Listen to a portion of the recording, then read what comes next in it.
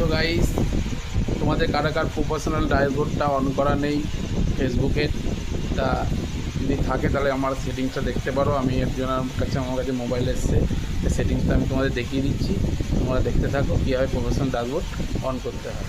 এই প্রফেশনাল ফেসবুকে চলে যাবে, ফেসবুকে গিয়ে এই যে তোমাদের প্রোফাইলে যে ছবিটা থাকে এখানে ক্লিক করবে। ক্লিক করার পর দেখতেই পাচ্ছ এই প্রফেশনাল ড্যাশবোর্ড কিন্তু অন করা নেই। তাকে ড্যাশবোর্ড অন করতে গেলে কী করতে হবে, এই যে ডান দিকে যে 3 ডট আছে 3 ডটে ক্লিক করবে।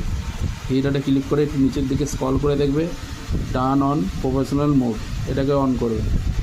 এটাকে অন করার পর দেখতে পাবে আপডেট ইউ প্রোফাইল নিচে লেখা আছে, এইটাকে ওকে করতে হবে।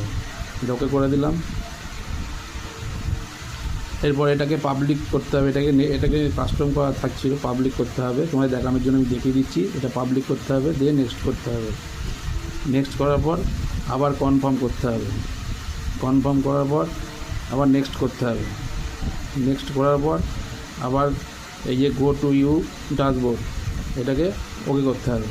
তো তোমাদের প্রফেশনাল ড্যাশবোর্ডটা অন হয়ে যাবে। তোমায় দেখিয়ে দিচ্ছি প্রফেশনাল ড্যাশবোর্ডটা অন হয়ে গিয়েছে, দেখতে পাচ্ছ প্রফেশনাল ড্যাশবোর্ডটা অন হয়ে গেছে। তো এইভাবে তোমরা প্রফেশনাল ড্যাশবোর্ডটা অন করবে। তো ভিডিওটা ভালো লাগলে লাইক শেয়ার কমেন্ট করো।